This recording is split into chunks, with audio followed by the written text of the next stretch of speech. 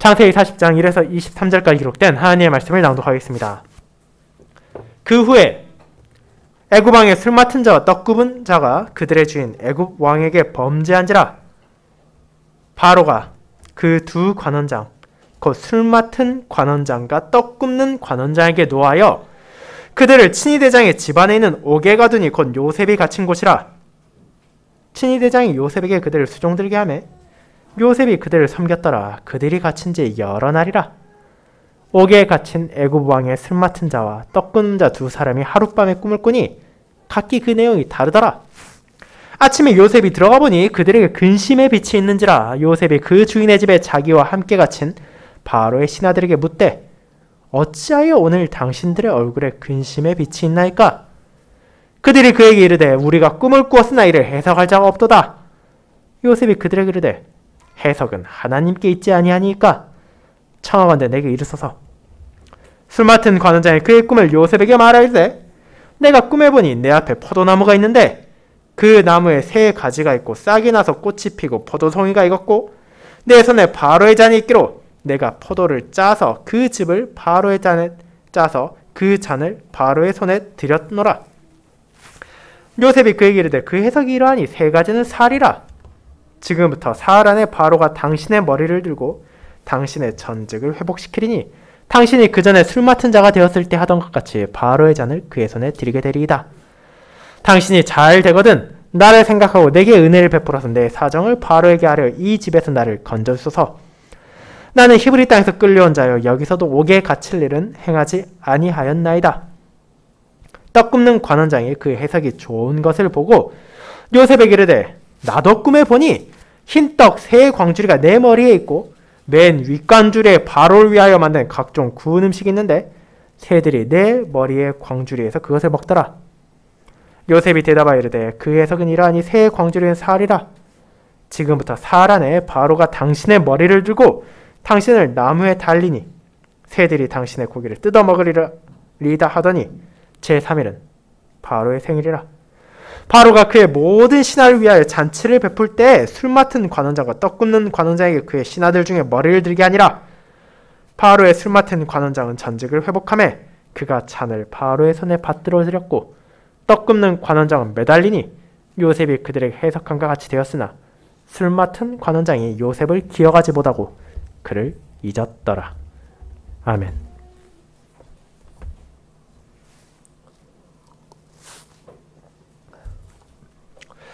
사랑하는 주 예수 그리스도 안에 있는 형제 자매님들, 아주 먼 옛날부터 오늘날에 이르기까지도 꿈은 많은 사람들에게 두려움을 주기도 하고 기대감을 가지게도 하는 미지의 무언가입니다. 사람의 신체 활동만이 아니라 정신적인 부분까지 상당 부분 밝혀진 현대에도 꿈을 꾸는 원인과 그 과정을 파악했을지라도 정작 우리가 이날 밤 무슨 꿈을 꿀지에 대해서는 여전히 통제할 수 없습니다. 그렇게 사람들은 뭔가 큰 일을 앞두고 불길한 것처럼 느껴지는 꿈을 꾸면 불안감을 느끼기도 하고 반대로 행운을 불러오는 것 같은 꿈을 꾸면 복권과 같은 운에 맡기는 무언가를 하는 사람들도 있습니다. 그래서 많은 사람들은 입으로는 그리고 머리로는 꿈에 큰 의미를 두는 것이 바람직하지 않다고 생각은 하면서도 여전히 점집을 찾아다니고 인터넷에서 꿈을 해석하려 하며 무당을 방문해 해몽을 받으려 하기까지 합니다.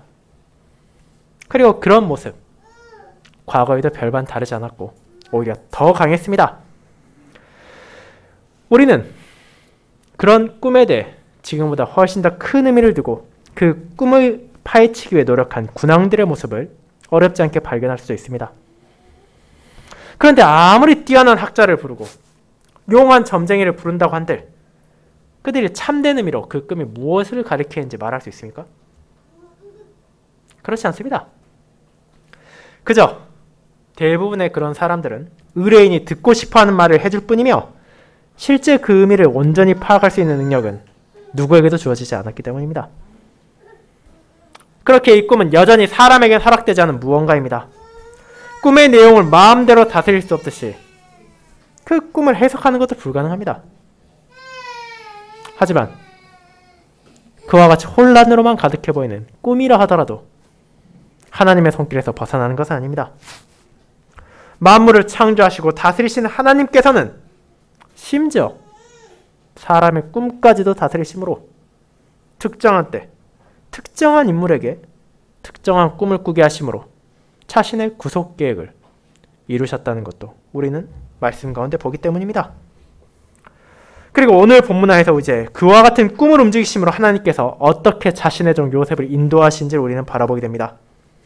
이전에 요셉의 형제들이 그를 조롱하며 말하던 꿈꾸는 자, 꿈의 주인이 진정으로 누구신지를 우리는 깨닫게 될 것이며 그것이 그분의 종을 어떤 방식으로 인도하는지를 고백하고자 합니다. 저는 이를 자신의 종을 인도하시는 꿈의 주인이신 하나님이라는 제목으로 설교할 것입니다. 그리고 이를 세 부분으로 나누어서 하나님께서 요셉에게 주어진 새로운 환경에서 어떻게 인도하시는지, 그리고 그것에 온 애굽의 관리들을 통해 무엇을 나타내시고 그 모든 것을 통해 요셉과 또 자신의 자녀들이 진정으로 누구를 의지해야 하는지를 깨닫게 하신다는 것을 바라보며, 신자가 진정 구하고 의지해야 하는 것은 해몽이나 특별한 능력이 아니라 참된 우리의 구원주의자, 우리의 하늘아버지신 하나님뿐이라는 사실을 고백할 것입니다. 저는 이를 세 대지로 나누어 첫 번째 새로운 환경에서 요셉을 인도하신 하나님, 두 번째 관원장들의 꿈으로 인도하신 하나님, 세 번째 자신만을 의지하도록 인도하시는 하나님으로 살펴볼 것입니다. 먼저 첫 번째 새로운 환경에서 요셉을 인도하시는 하나님을 살펴보겠습니다. 형제자매 여러분, 지난주 우리는 하나님께서 요셉의 삶의 역경과 고난을 통해 그에게 무엇을 가르치셨는지를 보았습니다. 하루아침에 노예가 되어버린 요셉은 머나먼 이국, 애굽으로 끌려가 보디발에게 종으로 팔렸습니다. 그는 자신이 그동안 살아왔던 그의 17년의 삶과 전혀 다른 환경에서 완전히 다른 신분이 되었지만 하나님께서는 그 순간에도 그와 동행하시며 자신의 종에게 이런 역경과 고난을 통해 참된 섬김의 자세를 깨닫게 하셨습니다. 그런 주님의 돌보심 안에서 요셉은 비록 종이 되었다 하더라도 그분과 동행하는 자의 삶이 어떠한지를 증거하였고, 그와 같은 신실한 모습과 하나님께서 함께하는 자의 증거를 본 그의 주인 보디발은 그를 믿고 신뢰하여 한낱 이방인 노예에 불과했던 그에게 가정의 총무로서 대소사를 주관하는 권리를 맡겼습니다. 하나님께서는 야곱을 통해 라반에게 그러했듯이 요셉을 통해서는 보디발의 집과 밭에 있는 모든 소유에 복을 내리셨고, 그 결과 그는 요셉을 더욱더 신뢰하게 되어 그의 가장 사적인 일들을 제외하고는 그 가정의 모든 것을 다스릴 수 있도록 했습니다.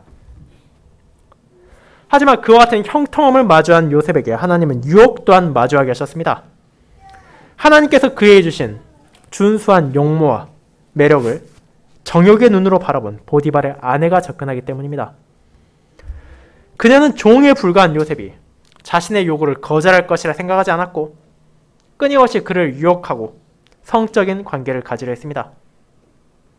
그리고 일반적으로 생각했을 때 오늘날의 기준이나 당시의 기준이나 이런 유혹을 뿌리치는 것은 사실 쉬운 것이 아닙니다. 어차피 그녀와 자신이 비밀을 지키기만 한다면 집안에서의 권력을 더욱더 공고히 하고 정욕가기도 충족시킬 수 있는 일석이조처럼 보이기 때문입니다. 심지어 이를 거부했을 때 그녀가 어떤 해코지를 할지도 모른다는 위험성을 생각한다면 그런 유혹의 제한은 거절할 수 없는 것처럼 느껴질 수도 있습니다. 하지만 요셉은 이를 거절하고 거부하고 매일같이 이를 받아들이지 않았습니다. 그 이유가 무엇입니까? 먼저 이는 보디발의 아내와 부정한 관계를 가지는 것이 자신을 믿고 신뢰한 주인의 뜻을 어기는 것이기 때문이었습니다. 그런데 일반적인 사람이 생각할 수 있는 그 기준을 넘어 요셉은 더 근원적인 이유를 말합니다. 그것은 서로 보디발이 이를 허가했다 하더라도 그가 이런 행동을 하지 않았을 기준입니다. 그것이 바로 하나님 앞에 죄이기 때문입니다. 그는 하나님께서 만드신 거룩한 혼인을 더럽히는 끔찍한 죄를 지을 생각이 전혀 없었습니다. 주님과 동행하는 자로서 그가 알게 된 것은 내가 이 땅의 삶에서 무엇을 해야 하는지만이 아니라 무엇을 하지 말아야 하는지도 포함되었기 때문입니다. 그렇게 요셉은 불편, 불이익을 감수하면서라도 죄와 맞서 싸우고 보디발의 아내를 피해 다니기까지 했습니다. 그러나 그녀는 자신의 잘못과 어리석음을 돌이키는커녕 오히려 분노해서 무고한 요셉에게 죄를 덮어씌우고 몰락시키려 했습니다. 심지어 그의 옷을 붙잡고도 그녀의 강건이 먹히지 않자 이제 그녀는 사실을 왜곡하고 여론을 호도하여 저 이방인 노예가 집안의 풍기를 문란하게 하고 감히 주인의 아내인 나까지도 더럽히려 했다고 외칠 뿐 아니라 그 책임을 자신의 남편 보디발에게까지 묻기까지 했습니다. 이처럼 요셉의 형들이 그러했듯이 하나의 죄가 또 다른 죄로 이어지고 더 큰 악을 거리낌 없이 범하는 인간의 죄성을 우리는 보았습니다. 결국 보디발은 그에 대한 조치로서 요셉을 감옥에 가두었습니다. 다만 얼마든지 요셉을 죽일 수도 있는 보디발이 그를 죽이지 않았을 뿐 아니라 특별한 감옥, 왕의 죄수를 가두는 곳으로 보내며 통해 우리는 하나님께서 요셉에게 이를 통해 다시 한번 새로운 길을 보여주신다는 것을 알게 하실 뿐 아니라 그런 요셉에게 여전히 하나님께서 함께 하시고 형통하게 하심을 선언함으로써 자신의 뜻에 순종함으로 낮아지게 된 성도를 주님께서 저버리지 않으신다는 것을 선포하셨습니다. 그렇게 우리는 높을 때나 낮을 때나 우리가 하나님의 백성이자 그분의 소유로서 주님의 뜻을 가장 절대적인 기준으로 삼고 죄를 피하며 악과 싸울 뿐 아니라 그 모든 과정에서 우리가 항상 함께 하시는 하나님을 의지하고 신뢰할 수 있음을 고백했습니다. 그것이 오늘 본문에 앞선 창세기 39장을 통해 우리에게 전해진 복음의 위로이자 기쁨이었습니다. 이제 그와 같은 본문에서 이어지는 오늘의 본문은 우리에게 무엇을 알려줍니까? 이는 우리가 감히 생각하기도 어려운 것까지도 다스리시며 그것을 선하게 사용하시는 하나님의 능력과 자비를 보여줍니다. 그렇다면 어떻게 그것이 드러나는지를 주의 있게 나누어 보도록 합시다. 먼저 우리가 다시 한번 읽었듯이 보디발의 집에서의 일로 통해 요셉은 옥에 갇히게 되었습니다. 그런데 그 감옥은 우리가 일반적으로 생각하는 평범한 감옥이 아니었음을 주의해야 합니다. 우리가 읽은 39장 20절은 이를 왕의 죄수를 가두는 곳, 오늘날로 말하자면 고위 관료들을 구속하는 곳임을 보여주고 심지어 오늘 본문의 3절은 그것이 다른 곳에 있는 것이 아니라 친위대장, 즉 보디발의 집안에 있다는 것을 보여주기 때문입니다. 그렇게 우리는 앞선 39장 마지막 부분의 내용 역시 어려움 없이 이해할 수 있게 됩니다. 요셉이 감옥에서 사물을 처리할 수 있게 된 것은 그곳이 이미 그가 주관하던 보디발의 집에 있었기 때문이며 비록 그것이 보디발의 공무에 속한 것이라 손을 직접적으로 댈 수는 없다 하더라도 거기에서 일하는 간수장을 비롯한 이들이 요셉이 어떤 사람인지를 알고 있었으며 심지어 그와 가까이 함으로써 하나님과 동행하는 자로서의 신실함과 능력을 다시 한번 확신했기 때문이었습니다. 그렇게 감옥에서 비록 낮은 자리지만 주님의 돌보심 안에서 다시 한번 형통한 순간을 보내는 요셉은 어느덧 28살의 청년이 되었습니다. 17살의 노예로 팔려가고 보디발의 집에서 11년의 세월을 보내게 된 것입니다. 그처럼 짧지 않은 시간 동안 주님과 동행하며 낮은 자리에서 연단되어 가던 요셉은 이제 새로운 인물들을 만나게 됩니다. 그들이 애굽의 관리인 왕의 술 맡은 자와 떡을 굽는 자였습니다. 자, 그리고 여러분의 기억을 잠시 되돌려 보신다면 이 직분들이 결코 가벼운 것이 아님을 떠올릴 수 있을 것입니다. 우리가 잘 알고 있는 느헤미야가 다름 아닌 왕의 술 맡는 관원이었기 때문입니다. 그때 전해드렸던 것처럼 당시 술관원과 떡관원은 단순한 주방장 혹은 술을 만드는 사람이 아니었습니다. 그들은 왕의 신변에 이상이 없도록 왕에게 나아가는 모든 음식과 음료를 통과하는 자들이었고, 앞선 보디발, 친위대장과 같이 왕의 신뢰를 받지 않고서는 아무리 개인의 능력이 뛰어나다 하더라도 감히 오를 수 없는 자리였습니다. 그런 직분을 가진 자들은 왕과의 특별한 관계 안에서 필요한 경우 직언을 할 수 있는 강력한 권한까지 가지고 있었습니다. 그런데 그런 고위직 관리들이 동시에 감옥에 오게 되었습니다. 그들의 잘못이 무엇인지 구체적으로 드러나 있지 않지만 아마도 바로의 식사에 문제가 생겨 그의 노를 불러일으킨 것으로 생각됩니다.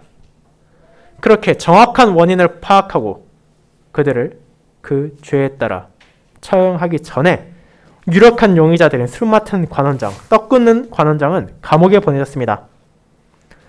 하지만 그들의 처형은 아직 확실하게 결정된 것은 아닙니다. 그들은 언제라도 다시 복권할 수 있는 가능성이 충분히 있었고, 그렇게 일반 감옥이 아니라 친위 대장의 집에 있는 왕의 죄수를 가두는 곳에 잠시 머무르게 되었습니다. 그렇다면 여기서 그들은 누구를 마주하게 됩니까? 이 관원들은 여호와와 동행하는 자 요셉을 만나게 됩니다. 그는 이미 간수장의 신뢰를 받아 옥의 재반 사무를 관장하고 있었고, 자연스럽게 이 인물들의 수종을 드는 것도 맡게 되었습니다. 특별히 4절은 이 소명을 그의 주인인 바로의 친위대장 보디발이 직접 명령한 것임을 보여주기까지 합니다. 보디발로서는 자신의 집에서 일하며 고위 관료를 대하는 법을 충분히 잘 알고 있을 뿐 아니라 감옥의 사정에도 해박한 요셉이야말로 문제를 일으키지 않고 이 관원들을 섬길 수 있을 것이라 생각했을 것이기 때문입니다. 이로 인해 신자들은 하나님께서 요셉을 버리지 않으셨다는 것을 확신할 뿐 아니라 그분의 백성들이 어떤 자리에 있다 하더라도 보호하시고 인도하신다는 것을 깨달을 수 있습니다. 일반적으로 세상 사람들이 요셉과 같이 꾸준히 승승장구하다 한순간 몰락하게 된다면 그것으로 그의 커리어는 끝장났다고 생각하기 쉽습니다. 하지만 하나님은 요셉을 전혀 상상할 수 없는 방식으로 이끄십니다. 하나님 앞에 죄를 짓지 않기 위한 행동의 결과로 총무의 직분을 빼앗기고 감옥에 갇히게 되었지만 오히려 그곳에서 더 높은 섬김의 자리로 나아갈 수 있는 계기를 만나게 하셨기 때문입니다. 요셉을 좌절하지 않게 하시고 그 자리에서 소명에 임하게 하신 하나님께서는 그런 낮은 자리에서 자신의 종을 통해 언약 백성을 건지기 위한 계획을 차근차근 이루어 가십니다. 그리고 이와 같은 하나님의 인도하심은 그분의 독생자 예수 그리스도를 바라볼 때 더욱더 분명하게 나타납니다. 그리스도께서는 오늘 나타난 요셉보다 더 낮아지셨고 단순히 감옥에 갇히는 정도가 아니라 모두에게 조롱을 받으며 십자가에서 죽음을 당하셔야 했습니다. 그것은 그 누구도 반기지 않을 상황이며 어떻게든 피하고자 할 두려운 현실이었습니다. 하지만 예수님은 하늘 아버지를 신뢰하셨고 하나님께서는 그런 비참한 죽음, 십자가에서의 아들의 피 흘림과 못 박힘을 통해 자기 백성을 죄로 인한 멸망과 영원한 파멸에서 건져내셨습니다. 그리고 그 은혜 안에서 그분의 모든 백성들이 어떤 상황을 마주한다 하더라도 담대히 그분의 뜻에 따라 살아갈 수 있는 확신을 주신 것입니다. 사랑하는 형제자매 여러분, 이는 우리에게도 마찬가지입니다. 저와 여러분에게 주어진 각각의 환경은 분명 요셉과 다르며 믿음의 선조들과 동일하지 않을 뿐 아니라 서로 간에도 완벽하게 일치하지는 않습니다. 하지만 그 사실이 하나님께서 우리 중 낮은 자리에 있는 사람은 돌보지 않고 비천한 자리에 있는 사람을 외면하신다는 것은 결코 아닙니다. 하늘 아버지께서는 그분의 자녀들과 항상 함께 하실 뿐 아니라 그들 각각을 위해 주어진 계획 안에서 더 큰 계획, 그분의 영원한 경륜을 이루어 나가고 계시기 때문입니다.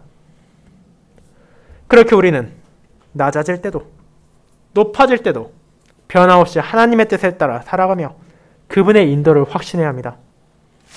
진리 가운데 그분께서 수많은 은혜의 증거를 보이셨고 그런 그분께서는 우리를 통해서도 자신의 뜻을 나타내며 주님께 신실히 진리의 길을 나아가게 하심을 통해 이 은혜 안에 거하는 자의 삶을 이 세상에 증거하시며 그를 통해서 또 자신의 자녀들이 하나님을 향한 모든 의심을 버리게 하시기 때문입니다.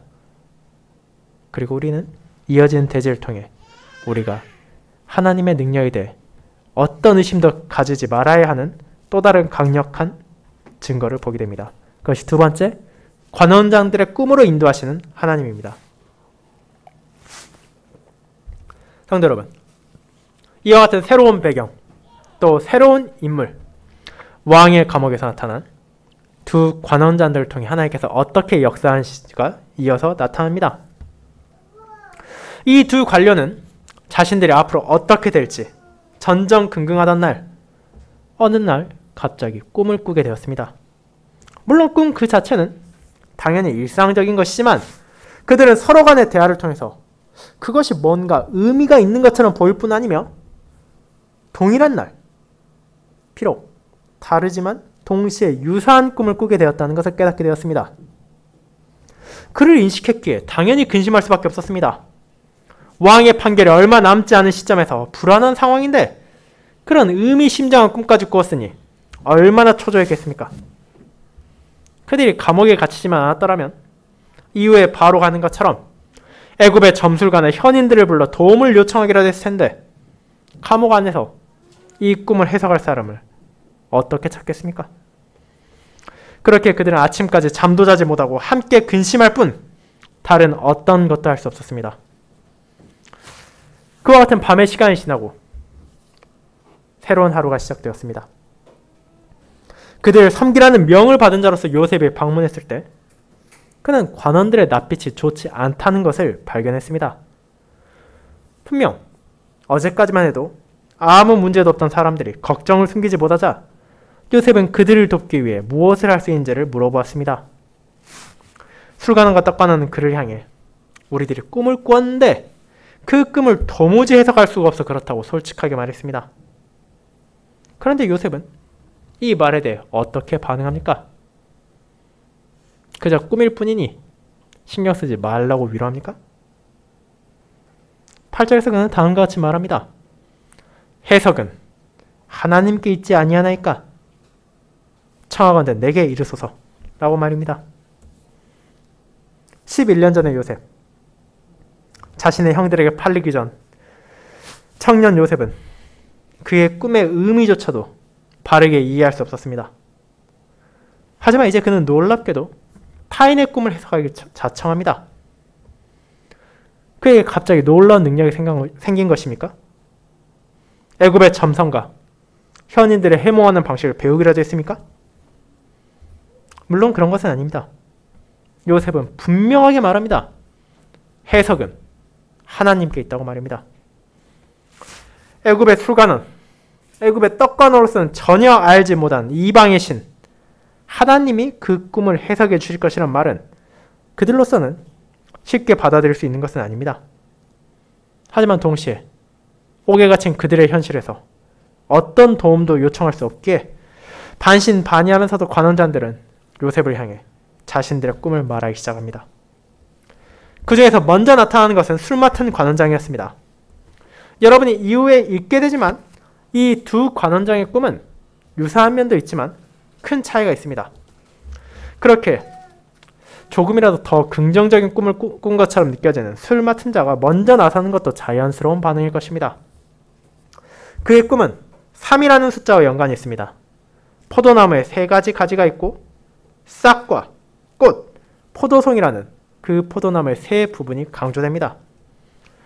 그는 바로의 단을 3차례 언급하며 자신의 행동 또한 따서, 짜서, 들였다고 3 동사로 표현합니다.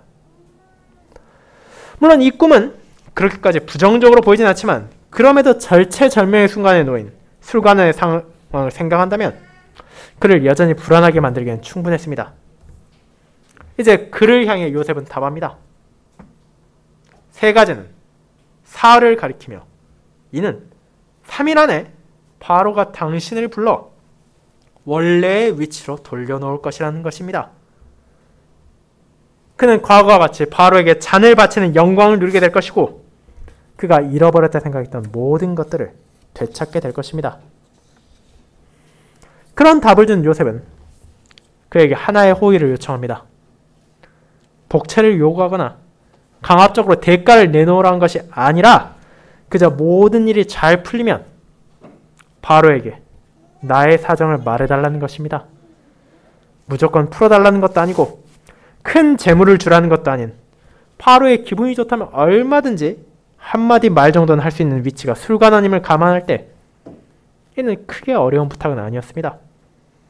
그저 자신이 감옥에서 겪었던 일을 말하며 그 히브리 땅에서 온 한 이방인이 특출난 지혜를 가지고 있는데 죄 없이 감옥에 갇혀 있으니 은혜를 한번 베푸시는 게 어떠냐고 제안하는 것이면 충분하기 때문입니다. 이제 그와 같은 술관원과 요셉의 대화를 들은 떡 굽는 관원은 자기 꿈을 말하기 시작합니다. 어쩌면 그 해석이 좋은 것을 보고 자기 역시도 그런 해석을 받을 것이라는 기대를 가졌을 것입니다. 그의 꿈에서도 3이라는 숫자가 나타납니다. 그는 흰떡 3광주리를 머리에 이고 있었고 그중 가장 위에 있는 바구니에는 특별히 바로를 위해 구운 가장 좋은 음식들이 있었습니다. 그런데 바로에게 나아가 잔을 바쳤던 관원과 달리 그의 떡은 새들이 날아서 다 먹어버렸습니다. 꿈속에 그는 이것을 막지도 못하고 무력하게 자신이 바쳐야 할 음식들이 사라지는 것을 보았을 뿐입니다. 그 어떤 반전도 없이 그의 꿈은 거기서 끝났습니다. 그리고 요셉 해석 또한 그러했습니다. 그는 이 꿈 또한 3일안에 결론이 날 것을 선언합니다. 하지만 그 결과는 술관원과 정반대입니다. 그 또한 바로에게 불려갈 것이지만 이는 처형 선고를 위한 것이었습니다. 결국 그는 사형을 집행받고 그 시체조차 매장되는 것이 아니라 나무에 매달려 새들의 먹이가 될 것입니다.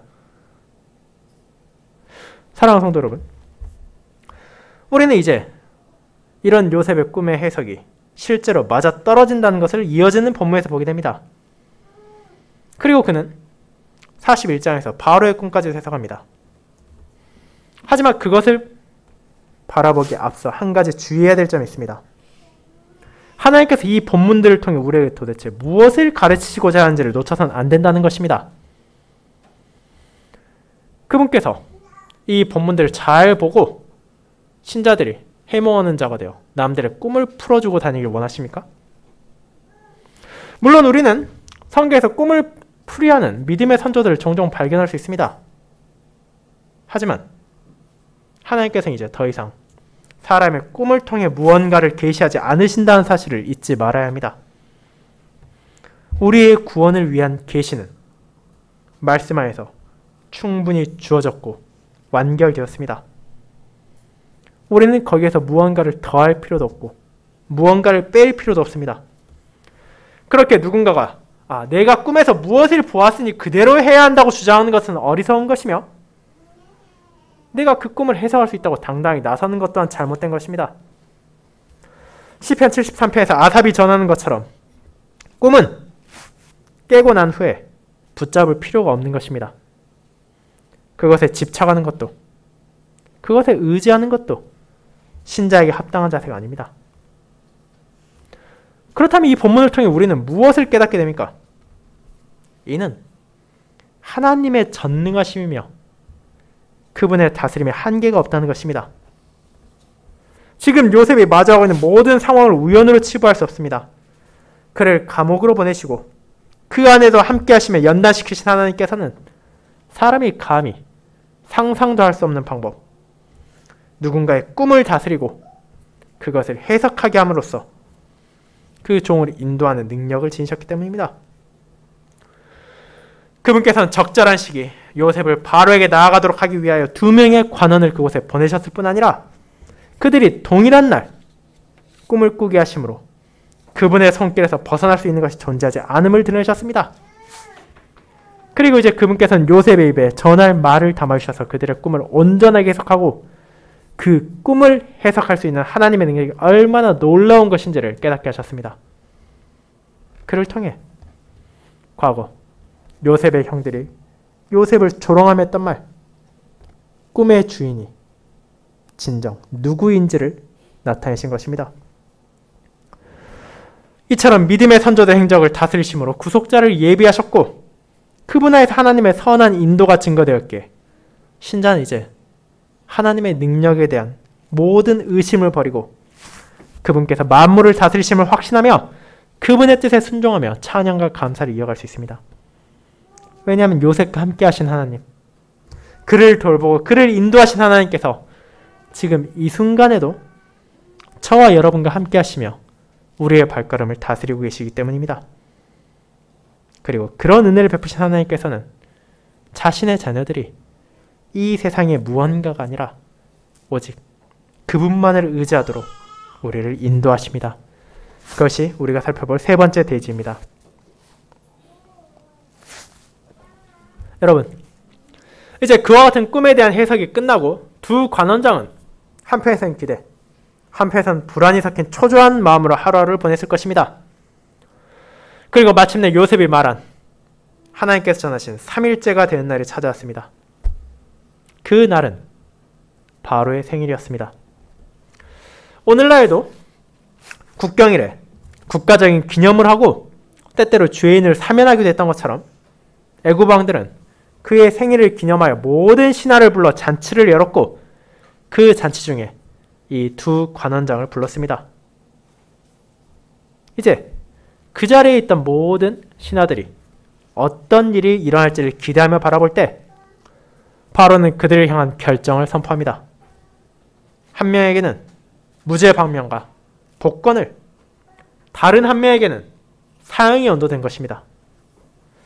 아마도 그들이 갇혀있는 동안 범죄에 대한 조사가 이루어져 그와 무관하다고 여겨진 술 관원은 다시 그의 직무, 바로에게 잔을 바치는 일을 하게 하고 아마도 그에 연루된 떡 관원장은 죄에 대한 심판을 받은 것으로 보입니다.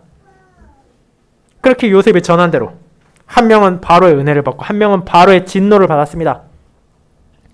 이제 이 상황을 감옥에 있는 요셉이 듣게 되었을 때 무엇을 기대하게 되겠습니까? 왕의 감옥에 있는 그 며칠의 시간 동안 술관원을 성실히 시중 들었을 뿐 아니라 꿈의 해석을 통해 소망까지도 되찾겠으니 그가 약속을 지켜서 바로에게 한마디 함으로써 자신이 해방될 수 있지 않을까라는 기대를 가졌을 것입니다. 일단 자유의 몸이 된다면 언젠가는 자신을 사랑하는 아버지와 가족들이 있는 그 땅으로 돌아갈 수 있을 것이기 때문입니다. 그런데 어떤 일이 일어납니까? 성경은 두 표현을 통해 술관의 행동을 강조합니다. 기억하지 못했고 잊었다고 말입니다. 결국 이는 동일한 것을 말합니다. 술 맡은 관원장은 자신의 자리를 되찾은 것에 기쁨을 감출 수 없었지만 그 즐거움 가운데 이미 지나가 버린 과거의 요셉의 부탁을 망각한 것입니다.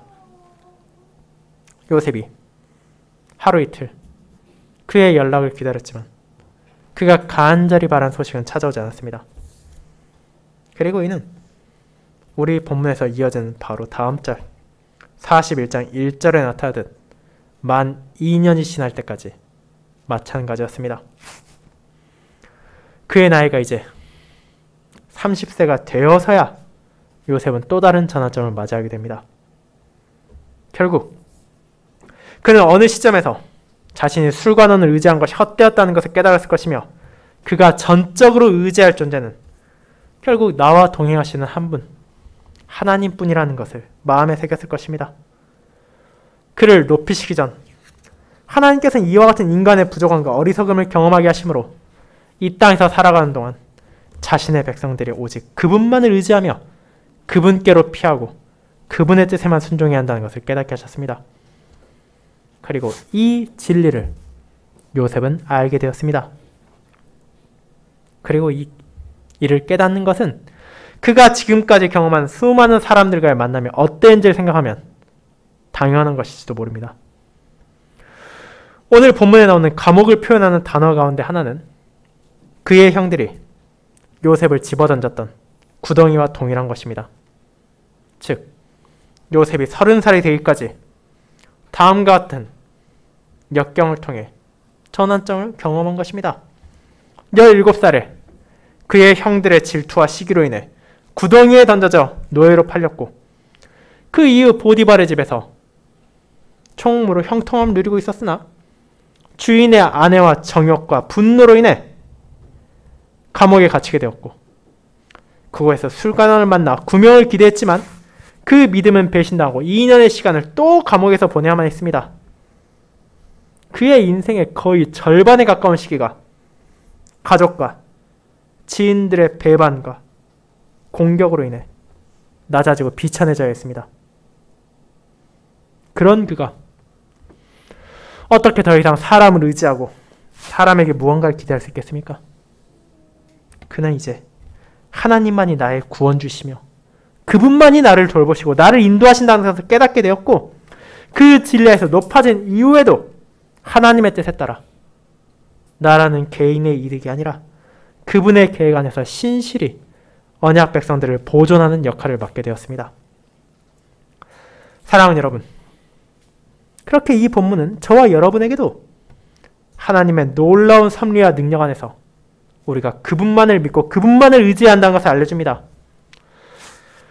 이 세상의 사람이 아무리 뛰어난 능력을 가지고 있고 훌륭한 성품을 가진 것 같다 보인다 하더라도 신자는 그에게 절대적인 신뢰를 둘 수는 없습니다.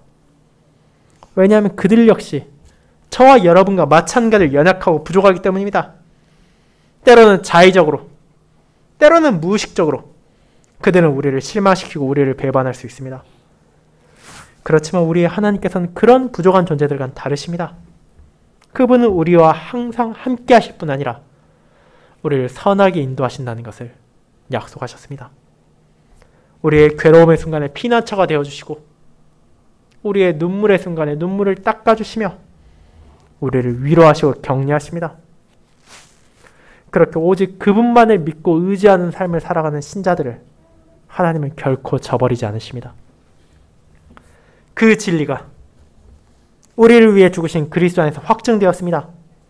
자신을 향한 수많은 타협과 유혹의 손길을 뿌리신 예수님께서는 십자가에서 자신을 내어주셨고 그 모든 과정에서 하늘 아버지를 향한 믿음을 굳게 붙잡았습니다. 그리고 그 죽음을 통한 온전한 희생제사를 받아들이신 하늘 아버지께서는 3일 만에 독생자를 무덤에서 일으키시고 하늘로 올리우심을 통해 그 은혜에 대한 확증을 자신의 백성들에게 주었을 뿐 아니라 어떤 비천한 상황에서도 심지어 죽음이 찾아온다 하더라도 우리를 향한 그분의 사랑을 끊을 수 없다는 것을 나타내셨습니다. 그리고 3일 만에 부활하신 주님께서는 술관원과 달리 지금 이 순간에도 하늘 아버지 우편에서 나를 위하여 탄원하시고 나를 위하여 간구하시며 우리에게 필요한 모든 은혜를 베푸십니다. 그뿐 아니라 그분의 공로로 부족한 우리를 하나님의 자녀가 되게 하시고 그 관계를 화목하게 하셨기에 이제 우리는 어떤 의심도 어떤 불안도 없이 우리의 하늘 아버지만을 전적으로 신뢰하며 그분 안에 모든 소망을 둘 수 있습니다. 그것이 바로 신자가 가지는 특별한 기쁨, 복음의 약속입니다. 이 소망 안에서 하나님을 의지하며 이번 한 주도 그분 안에서 위로와 기쁨을 누리며 여러분께서 주님의 뜻에 신실히 살아가시길 소망합니다. 아멘.